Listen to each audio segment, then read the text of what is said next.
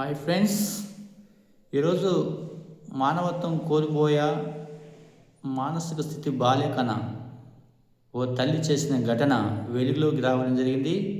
మేడ్చల్ జిల్లా దొడ్డిగల్లో జరిగిన ఘటన.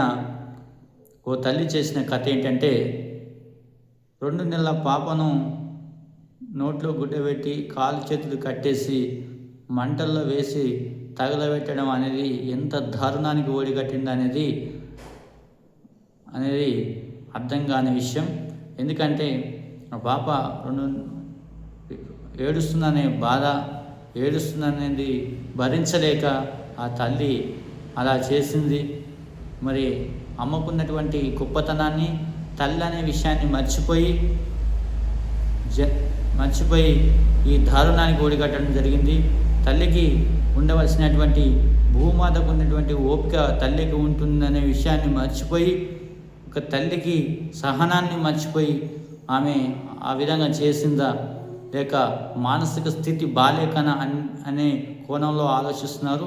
మానసిక స్థితి బాలేకపోతే ఆ తల్లి మంటల్లో వేసి కాళ్ళు చేతులు కట్టేయాలనే ఆలోచన కూడా రాదు. మరి అట్లాంటి ఆలోచన వచ్చిందంటే ఆ తల్లి యొక్క మానసిక బాలేదు అని మనం పరిగణలోకి తీసుకోవాల్సిన అవసరం లేదు.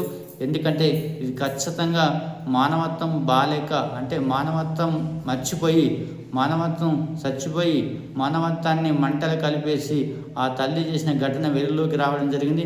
ఈరోజు 2 నెలల పాప కనీసం నోరు, అంటే కనీసం మాట రాని ఆ 2 నెలల పాపను మంటల్లో వేసి తగలబెట్టడం అనేది ఎంత దారుణానికి ఒడిగట్టింది. ఒక తల్లికి ఉన్నటువంటి, భూమాతకు ఉన్నటువంటి ఓపిక తల్లికి ఉందనే విషయం కూడా మర్చిపోయి, తల్లికి ఆ సహనాన్ని కోల్పోయి మంటల్లో వేసి తగలబెట్టడం అనేది ఎంత భయంకరమైనటువంటి సంఘటన అంటే అది మనం భయపడే విధంగా ఉంది. ఇట్లాంటి సంఘటన అసలు ఏంటంటే, ఒక 2 నెలల పాపను ఇలా చేయడం అనేది చాలా దారుణం. ఎందుకంటే ఏడిస్తే లాలించి పాటలు పాడి లాలించి ఊకుంచే అమ్మనే ఇలా దారుణానికి ఒడిగట్టిందంటే మరి మానవత్వం ఏ విధంగా మనకు చచ్చిపోతుంది అనేది దీన్ని బట్టి అర్థం చేసుకోవచ్చు. మరి తల్లి యొక్క మానసిక స్థితి బాలేకనైతే మరి ఇట్లాంటి ఆలోచనల, ఇలాంటి కాళ్ళు కట్టాలి, ఇలాంటి చేతులు కట్టాలి, ఇలాంటి నోటు గుడ్డ పెట్టి మంటలో వేసే తగలబెట్టాలనే ఆలోచన వచ్చిందంటే మానసిక స్థితి బాలేకపోతే తల్లి ఏం చేస్తుందో, ఏం చేయాలనో అర్థం కాని విషయంలోకి ఉంటుంది. కాబట్టి మరి ఇలాంటి ఆలోచనలు ఉన్నప్పుడు అది మానవత్వం కోణం కిందికే, మానవత్వం చచ్చిపోయింది, మానవత్వం మర్చిపోయింది అనే విషయాన్ని అర్థం చేసుకోవాల్సిన అవసరం ఉంది. దీది మీరు చూస్తూనే ఉంది, లేటెస్ట్ అప్డేట్ ఇస్తా.